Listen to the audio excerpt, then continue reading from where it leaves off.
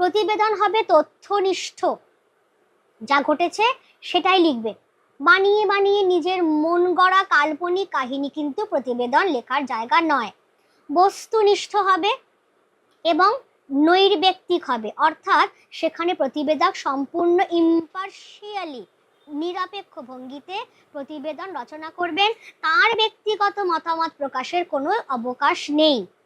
অর্থাৎ আমরা এইভাবে করতে পারি বা আমার মনে হয় এই রকম ভাবে করলে প্রকল্পটি সফল হবে, এই ধরনের কোনো জায়গা প্রতিবেদনে নেই। ব্যক্তিগত মতামত প্রকাশ করা যাবে না। আর সবচেয়ে বড় কথা, প্রতিবেদন প্রথম পুরুষের ব্যবহারে লেখা হবে আর ভাববাচ্যে লেখা হবে। কিরকম? ধরো আমি দেখলাম, এইটা চলবে না, কিন্তু তার জায়গায় কি হবে? দেখা গেল। ধরো তোমাকে খবরের কাগজের এডিটর একটা জায়গায় রিপোর্ট কভার করতে পাঠিয়েছেন। তুমি রিপোর্টটা যখন লিখছো তখন এভাবেই লিখবে যে ঘটনাস্থলে গিয়ে দেখা গেল, এটাই হচ্ছে ভাববাচ্যের ব্যবহার। আমি গিয়ে দেখলাম না। আর প্রথম পুরুষের ব্যবহার, এলাকার বাসিন্দাদের মতে বা স্থানীয় বিধায়ক জানালেন বা প্রত্যক্ষদর্শীর কথায়, এই রকম ভাবে প্রথম পুরুষের ব্যবহার আনবে। খবরদার ভুলেও উত্তম পুরুষ, অর্থাৎ আমার মনে হয় বা আমি এটা দেখলাম বা আমি বিধায়ককে জিজ্ঞেস করলাম, এই ধরনের উত্তম পুরুষের ব্যবহার আনবে না। হলো। এছাড়াও যেটা আর একটা আমার বলার, সেটা ভালো করে শুনে নাও।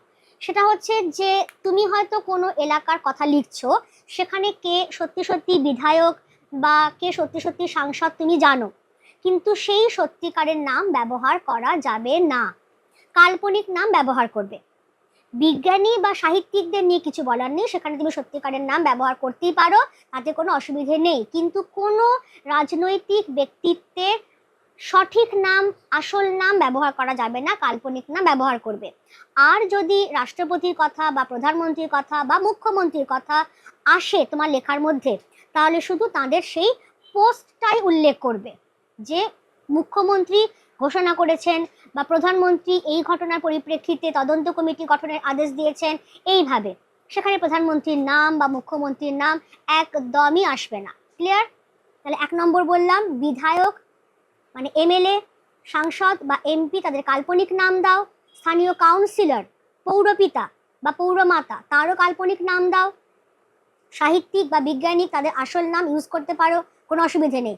কিন্তু যেগুলো মেন মুখ্যমন্ত্রী, প্রধানমন্ত্রী, রাষ্ট্রপতি, সেই পোস্টগুলোর নাম দাও, তাদের নাম কিন্তু আসবেই না। কেমন? এবারে আমি